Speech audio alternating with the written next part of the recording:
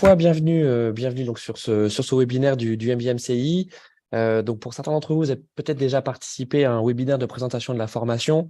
Donc ne vous en faites pas, ce n'est pas un webinaire bis, hein, c'est un autre webinaire dans lequel on va donner la parole à ceux qui ont été, alors dans le cas de David, il n'y a pas si longtemps, mais qui ont été donc étudiants de la formation et de façon à ce qu'ils nous racontent leur parcours, ce que la formation aussi leur a apporté et leur apporte encore aujourd'hui.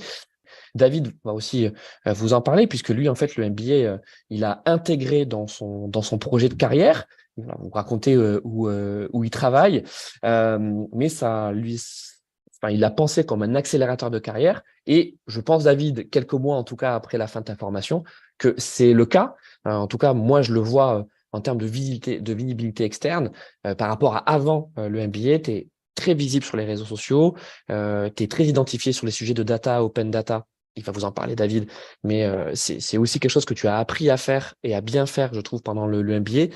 Et en fait, le MBA marque le commencement de quelque chose pour David qui a été mûrement réfléchi avant la formation. Si David il a rejoint le MBA, c'est parce que même s'il ne savait pas précisément ce que ça lui allait apporter, il avait un horizon et cet horizon, c'était de faire monter son expertise, mais aussi de faire monter d'une façon générale les échanges et les conversations autour de l'open data, parce que vous allez voir, c'est son dada. Sans plus de mystère, et je lance un petit teasing. Donc, David travaille pour les URSAF. Ah, attention, mais Non, voilà, mais non, il va surtout vous expliquer que il n'y a pas, voilà, c'est pas uniquement les gendarmes, les gendarmes des cotisations. Il y a également de super sujets, notamment digitaux ouais. autour du taf. Et c'est ce que David fait. Tu le faisais déjà un petit peu avant de rejoindre le MBA, et maintenant tu es complètement dedans. Et tu nous parleras également en interne, hein, ce que ce MBA t'a permis de pouvoir valoriser et j'ai pas envie de parler de promotion, mais il y a quand même un petit peu de ça hein, sur les fonctions que tu occupes aujourd'hui. Merci encore d'être là, David. Et écoute, c'est parti.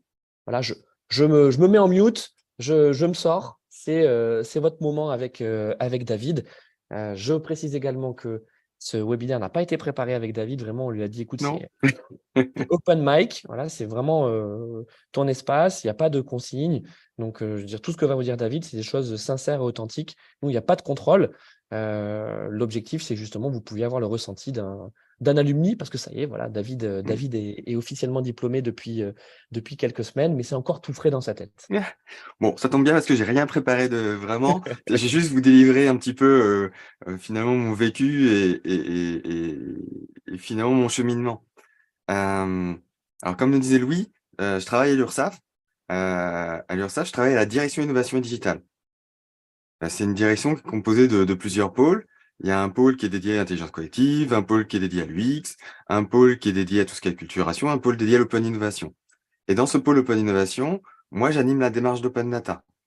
Mais il faut savoir que avant d'arriver dans cette direction innovation digitale qui a été créée fin 2018 et que j'ai rejoint en octobre 2019, ça faisait déjà plusieurs années que j'étais à l'URSSAF, mais pas du tout dans l'innovation, pas dans le digital, pas dans le marketing. Moi, j'avais une formation compta, gestion, finance. J'ai fait une bonne partie du cursus expertise comptable. Et, euh, et c'est juste à un moment, voilà, cette direction s'est créée et j'ai eu l'opportunité de toquer à la porte. On m'a ouvert un peu la porte et puis, de fil en aiguille, j'ai pu entrer dans cette direction-là. J'avais déjà un peu fait du digital, c'est-à-dire que moi, je tenais un blog autour du judo où j'avais fait des partenariats avec des marques. J'avais une page Facebook, il y avait à peu près 10 000 personnes dessus. J'avais été badge press au tournoi international de Bercy. Donc, je faisais des petites choses à côté. Et puis, voilà, j'intègre la direction innovation digitale. J'ai pas forcément de diplôme associé. Euh, voilà, j'ai cette chance qu'on me donnait cette opportunité de faire des choses. Mais à un moment donné, je me suis dit, bon, voilà, aujourd'hui, je suis dans cette direction. Demain, peut-être j'aurai envie de bouger ou j'ai envie de faire d'autres choses. Du coup, j'ai commencé à échanger avec ma direction. Puis on en est venu à se dire, bah, peut-être que ça peut être intéressant de se former. Euh, et là, la question, c'était, oui, ok, une formation, laquelle? Et donc, à partir de là, eh ben, j'ai commencé à cheminer. C'est-à-dire que j'avais commencé à prendre des contacts avec l'APEC pour essayer de travailler sur cette réflexion. J'ai commencé à lister quelques formations. Puis aussi, à un moment donné, sur Twitter, j'avais fait comment dire, un sondage pour savoir quelles pouvaient être les formations. Et j'ai un certain Louis Duroul qui a répondu à mon sondage. Il m'a dit, hey, il y a aussi le MBA MCI. Et là, j'ai commencé à tirer le fil. J'ai échangé avec différentes personnes. C'est-à-dire que j'ai échangé avec des recruteurs, j'ai échangé avec des acteurs de l'innovation, puis j'ai aussi échangé avec des anciens de différentes formations. Déjà, ce que j'ai vu, c'est que le MBA MCI, il était coté. J'ai vu qu'il y avait un bon classement aussi sur Ed Universal. Mais surtout aussi, voilà, ce que je disais avant, c'est les recruteurs me faisaient des bons retours. Et aussi, ce qui est important pour moi, c'est que les alumni, les anciens, quand je les contactais sur LinkedIn, en fait, ils étaient présents. Ils me répondaient et ils se rendaient disponibles. Ce qui n'était pas le cas parfois de d'autres formations. Et donc, du coup, là, j'ai commencé à me dire que les étudiants de ce diplôme-là, ils avaient quand même un état d'esprit bienveillant. Et pour moi, ça touchait quelque chose. Donc ça fait partie des points qui étaient importants pour moi. Après, bah, j'ai fait comme vous, hein, j'ai assisté aux différents webinaires. Et du coup, j'ai bien accroché avec la direction du MBA. Et à un moment donné, j'étais là, je disais, ah, telle formation. Puis je disais MBA, MBA, il me revient. À un moment donné, j'ai fait, allez, cherche pas trop, go, on y va. Et du coup, moi, j'ai fait la formation, c'était part-time 2022. Donc, j'ai été diplômé, j'ai reçu le diplôme en début d'année, c'était de 2023. Et du coup, aussi, j'étais délégué de la promo. Euh, donc, dans la formation, bah, on a vu, l'objectif, c'est d'avoir une formation 360 sur le digital et le marketing. Donc, l'objectif, c'est pas forcément de devenir expert sur un sujet, mais vraiment d'avoir une vision d'ensemble. Et si vous voulez gagner en expertise, vous pouvez toujours poser la question aux différents intervenants. Moi, j'ai eu l'occasion de faire Erasmus en Écosse. On avait un professeur qui disait qu'il était là pour nous rendre aussi bons que nous, on le souhaitait. Donc, vous êtes aussi acteur de votre formation. Quand vous avez la chance d'accéder à une formation où tous les intervenants, ce sont des professionnels, eh ben, vous avez la possibilité de leur poser des questions au moment des pauses ou en dehors des cours pour compléter éventuellement le sujet si c'est celui qui vous intéresse le plus. Et après, ce qui est intéressant, ouais. Alors, j'ai une question de Anonyme. Qu'as-tu fait l'année juste avant ton MBA? Ce que j'ai fait juste avant mon MBA, en fait, j'étais déjà chef de projet innovation et digital à l'URSSAF. J'étais en charge de l'open data. Et avant le MBA, en fait, j'ai cherché beaucoup d'infos sur où me former et finalement, quelle pouvait être la meilleure formation pour moi. Je ne sais pas si ça répond à la question. Mais voilà, en tout cas, c'est celle que je peux donner là. S'il y a d'autres questions, n'hésitez pas. Et donc, Ouais, David, alors juste pour compléter, en fait, donc tu étais déjà en fait à l'URSSAF avant de ouais, faire le MBA. Et donc, l'executive education, en fait, qu'est-ce que c'est? C'est la formation continue. Et en ouais, fait, le plan de David, ton projet professionnel, c'était de te former pour continuer à être plus performant, donc en fait, d'accélérer ta carrière au sein de l'URSSAF. moi, Et alors, j'avais trois c'est objectifs, en ça, fait. Ouais, ouais, j'avais trois objectifs. Le premier, c'était asseoir mon changement. Parce qu'en fait, j'ai échangé avec des gens de l'innovation. Alors, il y a des gens qui me disent, ouais, non, mais dans l'innovation, t'as pas besoin de diplôme, c'est juste ce que tu as fait qui compte. Puis vous commencez à discuter avec des recruteurs qui disent, ouais, non, on est en France, il faut l'étiquette. Donc ça, c'était le premier niveau, c'est asseoir le fait que je changeais d'orientation. Je passais de la compta gestion finance à de l'innovation, à du digital. Ça, c'était le premier niveau. Deuxième niveau, c'était accroître mes compétences. Donc développer d'autres compétences que celles que j'avais déjà acquises. Et trois, bah, me servir de tremplin pour accélérer par la suite. C'était vraiment les trois niveaux que je cherchais. Et c'est ça que j'ai obtenu avec le MBA. Donc, formation, vision 360, et on apprend sur différents sujets, que ça soit marketing digital, SEO, SIA, on fait un peu d'open data, on fait de l'influence, et du coup, moi, ça m'a aussi servi à des choses que je faisais un petit peu avec mon blog judo. Ça m'a permis aussi de le faire à titre perso. Et c'est pour ça qu'effectivement, Louis disait que je suis beaucoup plus actif sur LinkedIn. D'ailleurs, je le regarde des fois dans les stats. Dans les stats de LinkedIn, on voit les interactions, le post, le nombre d'abonnés, tout ça. Il y a vraiment avant le MBA et après, ça n'a rien à voir. Parce qu'effectivement, on vous pousse on parle du hashtag même pas peur. On vous pousse à aller sur LinkedIn, sur Twitter, à poster des trucs, à poster des vidéos, à poster pas mal de choses. Et une chose qui est intéressante à faire, petit tips, c'est Louis parlait de la thèse professionnelle. Et en fait, ce qui est intéressant, c'est d'aligner un petit peu tout ce qu'on va vous demander en termes de production avec la thèse pro. C'est-à-dire que si vous avez un sujet, moi, voilà, je travaillais déjà sur l'open data, donc ma thèse pro, elle s'intitulait L'avenir appartient à ceux qui partagent tôt, pourquoi et comment co-innover avec les données. Et donc après, nous, on avait des articles à faire sur le blog du MBA. Ben voilà, j'ai orienté mes articles de blog en lien avec ma recherche sur la thèse. J'ai fait mes posts LinkedIn en lien avec mes recherches sur la thèse et aussi mes posts Twitter en lien, ce qui me permettait d'être beaucoup en interaction avec beaucoup de personnes. Et ça, c'est aussi, Louis parlait que la thèse, c'est un gros travail, mais moi, je parlais d'un gros investissement. Parce que derrière, vous allez pouvoir en récolter des fruits. C'est-à-dire qu'à travers ce travail de thèse, vous allez rencontrer plein de personnes qui, qui finalement, vous allez garder contact avec eux, même après le MBA. Et ça va être super intéressant pour la suite parce que potentiellement, c'est des gens qui vont se dire, ah, mais ça peut être intéressant de bosser avec toi. Moi, je sais qu'il y a des gens qui m'ont déjà dit, si jamais tu es ouvert à quelque chose, voilà. Donc, ça peut donner des pistes aussi pour la suite. Et je suis pas le seul, hein. Enfin, voilà, je connais des anciens du MBA, eux, ils ont carrément réorienté tout à fait leur carrière en fonction de la thèse professionnelle. Donc, vraiment, en fait, c'est un terreau où vous allez être à la fois aussi dans les cours, avoir des intervenants professionnels et vos camarades de promo aussi, ça va être super intéressant. Parce que vous allez avoir des gens qui vont être en reconversion, un peu comme moi. Vous allez avoir des gens qui sont directeurs marketing, mais qui veulent avoir la connotation digitale. Donc, vous allez avoir vraiment différents profils. Nous, on était, je crois, 44 dans la promo. Et vraiment, c'était un melting pot de différents profils. Et il y a une émulation dans la promo, et il y a une émulation avec les intervenants. Et même encore aujourd'hui, bah, on a notre WhatsApp et on continue de se partager des choses, quoi. Donc voilà, je vous ai parlé de l'avant, je vous ai un petit peu parlé de comment j'ai choisi le MBA, de un peu ce qu'on a fait. Il y a des sujets qui sont un peu plus qui marquent tout le monde quand on reparle du cas de SEO. Oui, est-ce que je suis sûr qu'ils savaient que je sais déjà dire ça? Mais qui était super intéressant. Vous savez, vous avez 3 jours de cours et après vous devez travailler sur un gros cas de SEO.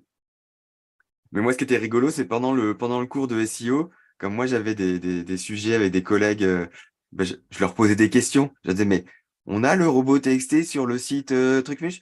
Et ils disaient, ah bah non, on l'a pas. Mais pourquoi on l'a pas? Et du coup, je leur posais des questions directes. Et des fois, j'ai discuté après avec l'intervenant. C'est assez marrant. Mais du coup, ça m'a donné aussi des perspectives pour réfléchir différemment les choses. Par exemple, moi, je suis en charge de l'open data. Toutes les données de l'URSSAF, elles sont mises à disposition sur un site qui s'appelle open.ursaf.fr. Et en fait, on s'est rendu compte que les gens, ils vont pas sur un portail précisément. En fait, ils font souvent une requête Google. Donc, s'il faut une requête Google, ça veut dire que le SEO, il est super important. Donc, moi, j'essaye du coup d'amener cette question du SEO, parce qu'on sait qu'on a une refonte du site à faire. Et voilà, et donc, il faudra penser SEO. Alors, spectateur anonyme, non, ma question était pour le M2. Si on a débuté le M1 à l'IM, pouvons-nous finir le master et faire le MBA ou est-ce que c'est plus intéressant de le finir Ah ouais, donc du coup, si tu as fait un M1 à l'IM, est-ce que tu finis à l'IM ou est-ce que tu fais le MBA ou est-ce que tu refais le MBA derrière? Ça, c'est peut-être plus une question pour Louis, mais Ouais, alors attends, j'essaie juste de comprendre. Concernant le master marketing digital, c'est plus intéressant de faire le M1 puis faire le MBA en cinquième année ou plutôt finir le master en M2.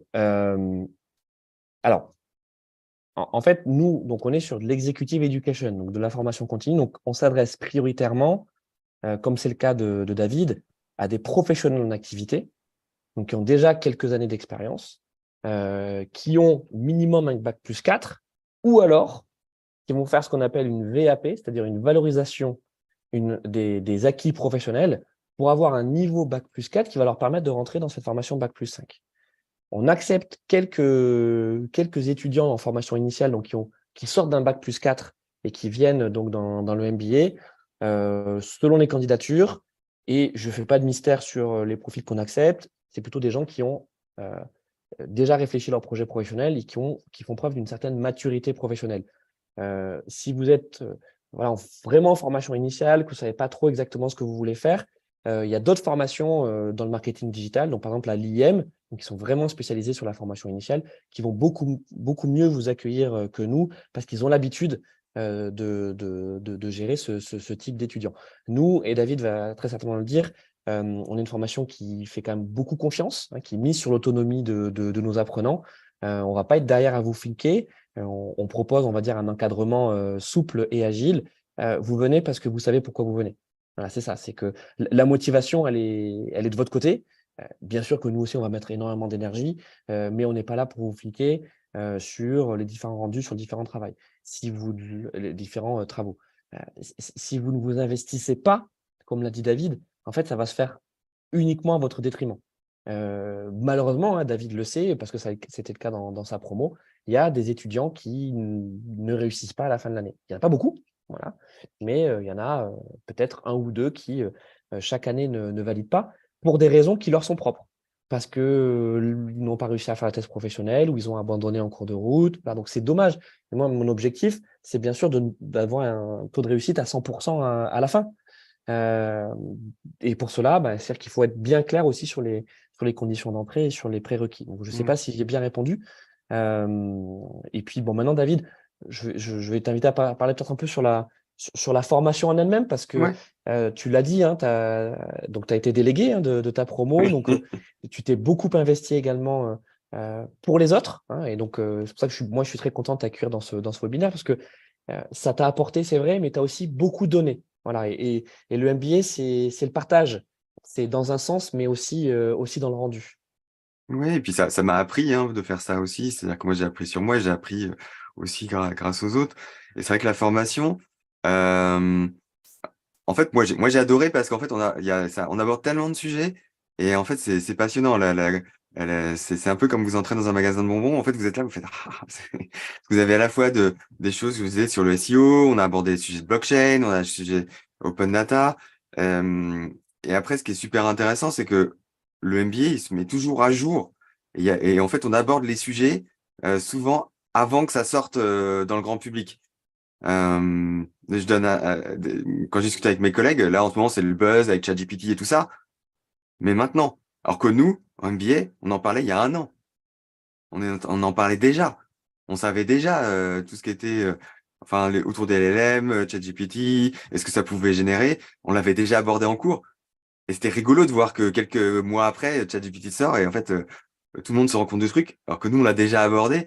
Donc c'était franchement les personnes qui sont en board pédagogique, ils essayent de faire en sorte que vous soyez vraiment à la page et vraiment au goût du jour, que vous ayez un coup d'avance par rapport au reste. Et comme c'est que des professionnels, souvent ils ont des petites antennes pour capter les choses. Et d'ailleurs, on apprend un petit peu aussi ça à mettre en place des routines pour être pour avoir une veille active qui soit. Et moi, je regarde des petits outils. C'est pour ça que je communique pas mal aussi sur LinkedIn, mais en gardant aussi ces éléments-là. Donc, j'ai mis en place les outils qu'on nous a indiqués pour essayer de faire ma veille et d'être aussi un petit peu dans mon sujet toujours un peu pointu. Donc, de manière générale, vous aurez un temps d'avance, vous allez avoir des choses sur beaucoup de sujets. On va vous faire des jeux aussi. Moi, j'ai bien aimé le Startup Game, par exemple, avec le pitch. Euh, et ça, les pitchs, on le fait pour des investisseurs, mais on le fait aussi dans des boîtes. Moi, j'ai accompagné des équipes en interne d'intrapreneurs suite au MBA et il faut les accompagner pour qu'ils pitchent devant la direction pour que leur projet d'entrepreneuriat il soit valorisé et sélectionné. Donc, ça m'a rappelé le startup game. Donc les sujets de pitch, par exemple, c'est pas que pour les investisseurs, mais c'est aussi pour si vous travaillez dans l'innovation, vous en aurez. Et d'ailleurs, on a des cours sur les écosystèmes startup. On a des cours hyper variés. Moi, je sais pas ce qui vous intéresse. Donc si vous voulez, voilà, mettre dans le chat ou quelque part les sujets qui vous intéressent un petit peu, je pourrais rebondir dessus ou Louis. Euh, mais en tout cas, il y a beaucoup de sujets super intéressants, un peu d'initiation au code, un peu on voit vraiment l'ensemble, enfin vraiment beaucoup de sujets. Le social media je sais, c'est un sujet que Louis aime beaucoup et puis moi j'aime beaucoup aussi. On a eu des cours sur l'influence marketing, on a eu des cours voilà sur la vidéo. Je me rappelle encore du système des 3 H de YouTube avec différents types de vidéos.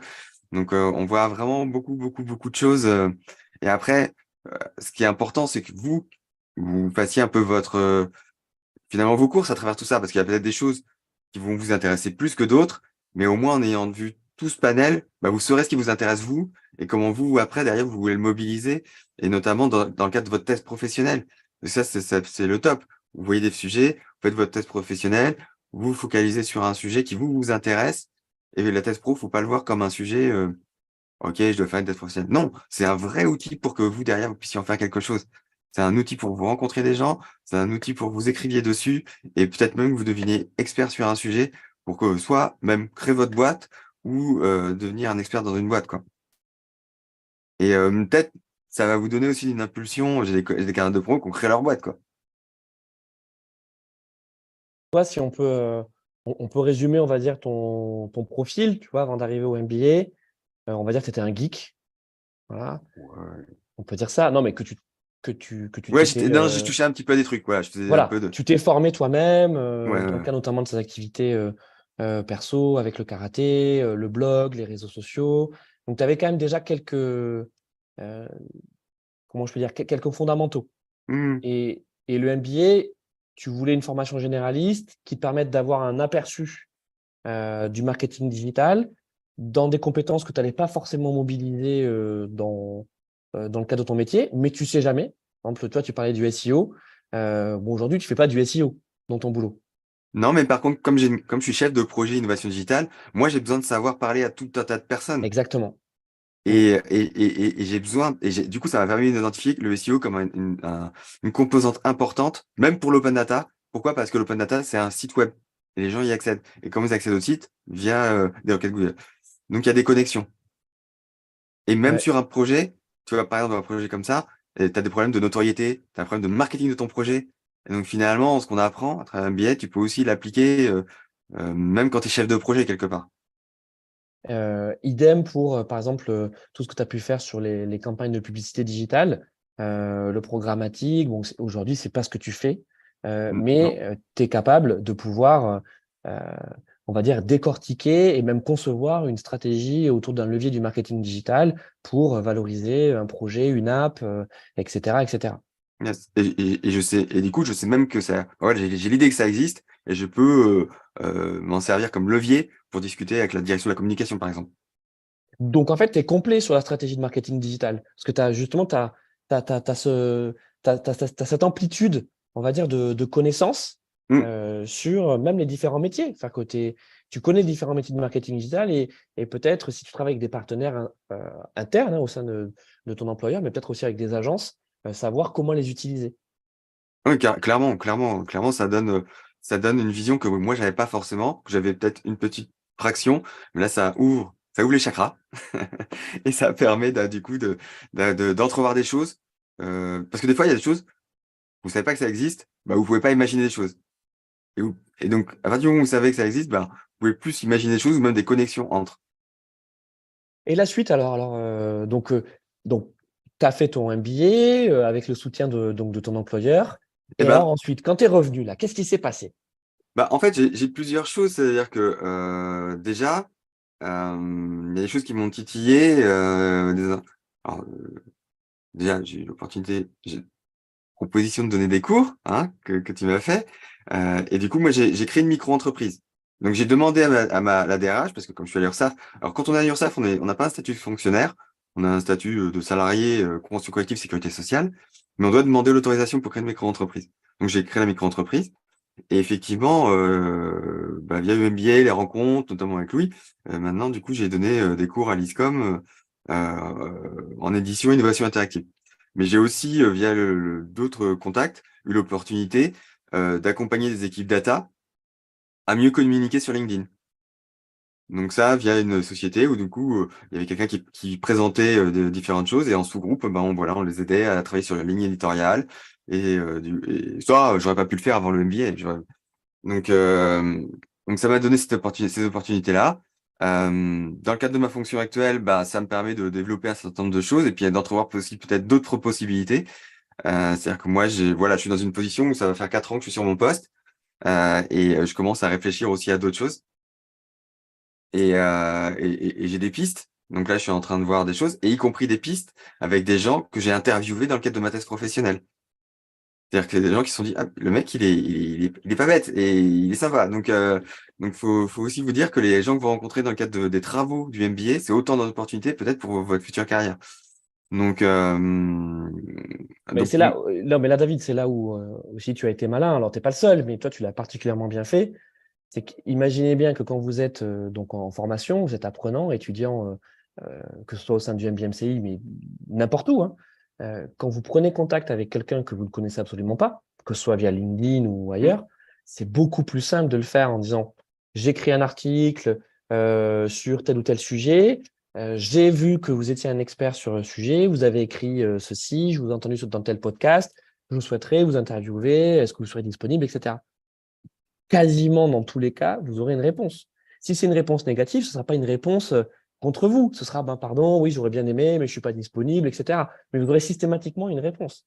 Tandis que si vous êtes dans le rôle de, on va dire, de la recherche d'emploi ou d'opportunité, bah, c'est comme un message commercial que vous recevez sur les réseaux sociaux. Je pense qu'on en reçoit tous. Bon, ben, on répond très, très, très, très peu souvent. À part si vraiment il y a un alignement des planètes qui fait, ah bah tiens, justement, j'avais besoin de ce logiciel. Voilà, ce qui n'arrive quasiment jamais, on est bien d'accord. Donc, en fait, la construction de votre projet professionnel pour l'information, elle se fait déjà pendant les différents articles, les interviews que vous devez réaliser dans le cadre de votre thèse, parce que vous construisez votre réseau, ou en tout cas, vous affermissez votre réseau dans votre expertise en cours. Dans le cadre de David, c'est l'open data et d'une façon générale, l'innovation dans le secteur public. Donc, il est sorti il y a quelques mois hein, de la formation David. Figurez-vous que on ne le savait pas, mais on a un contact en commun hein, qui est donc la directrice de toute l'open data du secteur public, voilà, qui est entrée en fonction il y a quelques semaines. Et elle avait déjà identifié David, notamment sur les réseaux sociaux, comme étant un expert de ces sujets-là. Comme elle savait qu'on avait fait la même formation, elle m'a demandé quelques détails complémentaires à son sujet. Ça se passe vraiment comme ça. Et d'ailleurs, il me semble, David, que vous avez échangé dernièrement ensemble. oui, oui, on doit encore échanger. Oui, oui, clairement. Ouais. Voilà. Donc, vous voyez, donc c'est vraiment comme ça que ça se passe. Euh, Bien sûr, vous avez vu, David, il a tout de suite compris en fait comment il pouvait être dans une relation gagnant-gagnant avec le MBA. Ça ne veut pas dire qu'il faut tout de suite, hein, dès le mois d'octobre, dès votre rentrée, être dans cette optique-là, mais sachez que ce sont des opportunités que vous pouvez vous-même vous créer.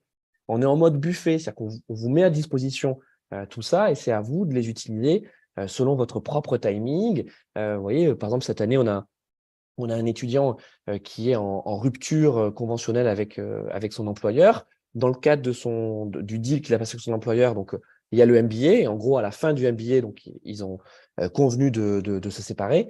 Pour l'instant, il communique assez peu sur ce qu'il fait dans le MBA parce que justement, il est encore tenu juridiquement avec son ancien employeur. Mais il prépare la suite, c'est-à-dire il prépare sa fin de diplôme en septembre. Et donc, il a déjà fait sa stratégie de contenu, préparer ses réseaux sociaux pour ensuite se mettre sur le marché. Ça, c'est son propre timing. Mais ça ne veut pas dire qu'il ne profite pas de la formation. Ça veut dire de la formation. Ça veut dire que chacun l'adapte à son propre projet, comme David est en train de le faire. Ouais, non, mais je pense que en fait, le MBA, ça va vous permettre aussi de vous dire, OK, qu'est-ce que j'ai envie de faire? Est-ce que je tente des trucs? Et du coup, ça va peut-être débloquer des petites choses et ça vous permet de, finalement, de catalyser pas mal de choses et ça peut être vraiment un truc intéressant. En tout cas, pour moi, ça l'a été et pour pas mal de mes camarades aussi. Euh, et le réseau, il y a le réseau en échangeant à l'extérieur, mais vous entrez aussi dans le réseau du MBA. Et comme je vous disais, il y a quand même une bienveillance. Et moi, par exemple, j'accompagne pas mal d'étudiants qui sont dans la promo actuelle et on garde beaucoup de contact avec pas mal d'étudiants. D'ailleurs, on se fait des déjeuners aussi. Enfin bref, on reste tous en contact. Je vois qu'il y avait une question de Julie. C'est avec quel dispositif tu fais ce MBA, une alternance d'entreprise, congé de formation? En fait, moi, comme c'était d'un commun accord avec mon employeur, du coup, je sais pas si c'est vraiment, on appelle ça une alternance, c'était juste, voilà, c'est mon employeur qui a pris en charge la formation en utilisant une partie de comment ça s'appelle? CPF? CPF, c'est ça. Mm.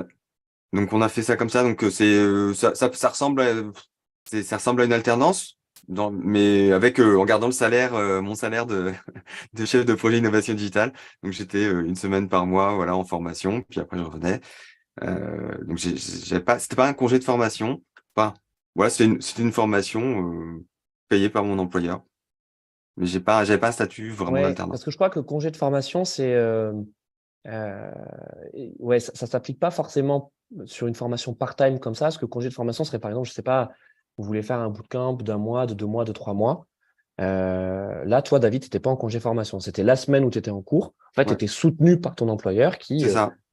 voilà, savait que cette semaine-là, tu étais en formation. Ouais. Il y a une autre question de spectateur anonyme. Est-ce que le poste dans lequel on fait l'alternance nous limite pour les prochains postes? Est-ce qu'on ne peut plus exercer un autre différent? Bah, j'aurais envie de te dire que ton alternance, c'est de la choisir un petit peu en fonction de Mm. ce que tu as envie, mais ça va pas te limiter dans le sens où... Parce qu'en fait, le truc, c'est que tu vas commencer ton alternance au début du MBA. Donc, tu vas essayer de faire des choix en fonction de ce que tu penses à un instant T,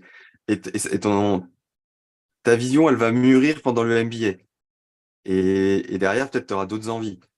Donc, après, l'alternance, pour moi, c'est une expérience. C'est une expérience de vie. Et puis après, bah, tu as le droit de faire d'autres expériences. Je sais pas ce qu'en pense Louis, qui a plus de vision que moi sur l'alternance, mais Ouais, alors, si c'est sur l'alternance en tant que telle, donc c'est que 1 an, hein. La formation dure 1 an, donc l'alternance dure elle aussi 1 an. Bon, le but, c'est quand même de rester 1 an au même endroit. Parce que, disons que l'apprentissage en tant que tel, il ne peut pas se faire non plus sur 2, 3 mois.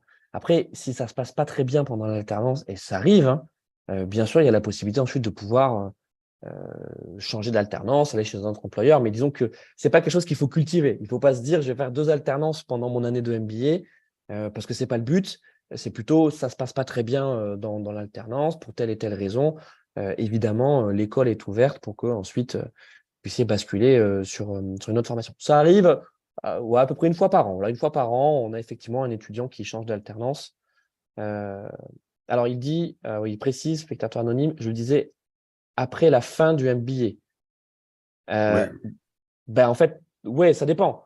Soit l'entreprise dans laquelle tu fais ton alternance te fait une proposition, ce qui est le cas de beaucoup des entreprises dans lesquelles nos étudiants sont, bah, c'est quand même une preuve de confiance. Alors, tu fais ton alternance et puis derrière, on te propose un contrat, on te propose de continuer. Bon, c'est quand même flatteur. Après, si tu as la possibilité de pouvoir aller dans une autre entreprise, de répondre à d'autres offres d'emploi, bien sûr, c'est ton propre choix. Il y a pas de recommandation. Mais ce n'était pas le cas de David, hein. David, il n'était pas en alternance. David, il non, était. Voilà. Je le redis, hein, c'est de l'executive education, donc c'est de la formation continue. David, il est venu s'accélérer au sein de l'entreprise dans laquelle il était. ouais. Et un truc que je peux dire aussi, c'est que à travers le MBA, vous avez les cours, les formations, mais c'est aussi un moment où vous allez changer d'état d'esprit.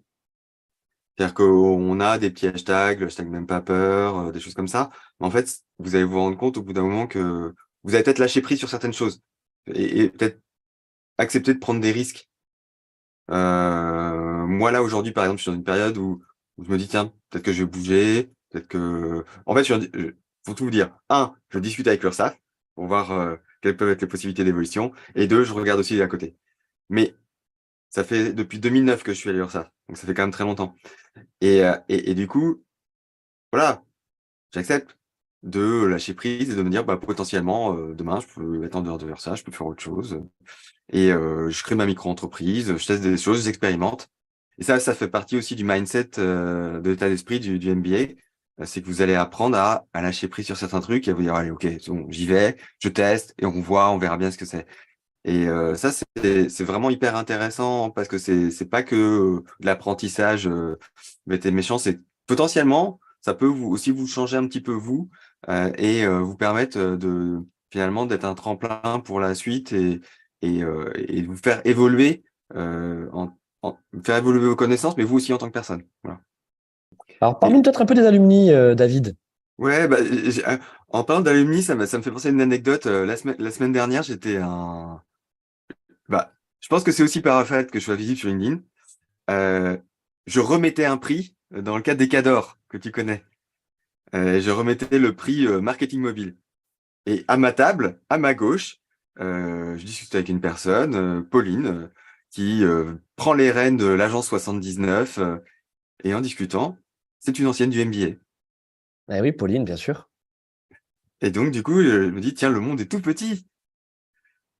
J'ai une question. Bonjour, pouvez-vous, s'il vous plaît, me parler du module Challenge Entreprise? Challenge Entreprise, c'est le Startup Game, j'imagine. Non, c'est les IMCO. Ah, les IMCO. Ah, ça, Ah, c'est un oui, super... oui. mais ça, c'est un super moment aussi. Oui, bah oui, je peux pas des IMCO. Les IMCO, du coup, c'est un challenge où, pendant 3 jours, vous allez bosser sur un vrai cas. Et c'était marrant pour moi parce que moi, quand j'étais à l'URSSAF, j'étais de l'autre côté de la barrière. C'est moi qui ai amené des cas à certaines écoles. Et donc là, c'est moi qui me suis retrouvé à travailler pour un cas. Et donc, c'était super intéressant. On a eu... Parce qu'en fait, vous avez la boîte qui arrive avec sa problématique. Et soit vous connaissez le secteur, soit vous ne connaissez pas. Et du coup, vous apprenez beaucoup de choses. Et, euh, et en 3 jours, ouais, vous devez produire des propositions de réponses les plus opérationnelles possibles. Je me rappelle, par exemple, il y avait un responsable d'une solution logicielle, bah, on avait fait des MVP quelque part, c'est-à-dire qu'on avait enregistré un peu son brief, et puis on avait récupéré tous les éléments pour faire podcast, et puis du coup, j'avais juste enregistré 5 minutes de bande-son en mode bonjour monsieur, je vous présente pour telle boîte, auquel vous parlez. Puis j'avais pris quelques minutes de son brief, et puis on lui a montré comme ça qu'on était capable d'enregistrer un podcast assez rapidement. Et j'avais réussi à avoir deux, trois personnes pour lui faire des propositions d'entrée sur des podcasts qui étaient assez connus. Et donc c'est super, ça c'est super sympa. Et en plus, ça permet de. euh, Nous, ouais, il y avait 4 groupes de 10 et on était à distance pour le travailler. Et ouais, ça crée des liens entre les personnes et c'est un peu le rush et tout ça. Non, c'est assez marrant et c'est du boulot, hein. C'est un peu de stress, mais c'est hyper sympa à vivre. Tu nous rappelles sur quelles entreprises vous avez travaillé dans ton année? Ouais, alors le premier, c'était Casino. Ouais. C'est un Et gros, gros groupe, Casino, hein. ouais, ouais, ouais. C'était de mémoire, c'était le sujet, c'était travailler sur les prospectus 2.0, les différentes modalités de prospectus. Et c'était marrant aussi parce que une des personnes qui briefait était aussi un ancien du MBA, il était directeur marketing chez eux. Et le deuxième cas, c'était toutes les solutions logicielles Freshworks, dont le dirigeant était l'ancien dirigeant France de Zoom. Du coup, eux, ils avaient des problématiques de notoriété. C'est-à-dire que dans la pyramide, eux, ils n'avaient pas beaucoup de difficultés à convertir, mais par contre, ils avaient un sujet de notoriété. Et donc, ils avaient besoin d'augmenter cette notoriété-là pour après encore plus convertir. Donc ça, vous Donc, allez tu as voir eu, aussi. c'est ça, tu as eu deuxième CO, donc tu as eu un grand groupe, Ouais, voilà, Casino, et ensuite plutôt une start-up. Donc, ouais. ça a permis d'avoir deux approches différentes. Ouais, ouais, ouais, ouais. Ouais, et puis je pense que chaque année, vous allez avoir des différents sujets. Et je sais que voilà, l'autre promo avait eu des cas aussi très intéressants sur le virtuel et tout ça. Mm. Donc il y a plein de sujets hyper intéressants. Et du coup, vous pouvez mettre en pratique ce que vous voyez pendant les cours. En fait, quelque part, les cours, c'est un peu, bah ouais, c'est un peu siloté, c'est segmenté. C'est tu vois ça, après tu vois ça, après tu vois ça. Les IMCO, c'est tu prends tout ça et hop, tu mets en commun et go. Et tu fais le lien. On a une dernière question de Steve. Il nous dit quelles sont les compétences que tu as pu acquérir au sein de ce MBA, les compétences que tu n'avais pas encore, entre guillemets. Ben, m- moi, j'étais pas spécialement du marketing avant. Donc, il y a tout un tas de vocabulaire, enfin, tout ce qui est les pyramides. Voilà, il y a tout un tas de vocabulaire que je connaissais pas spécialement.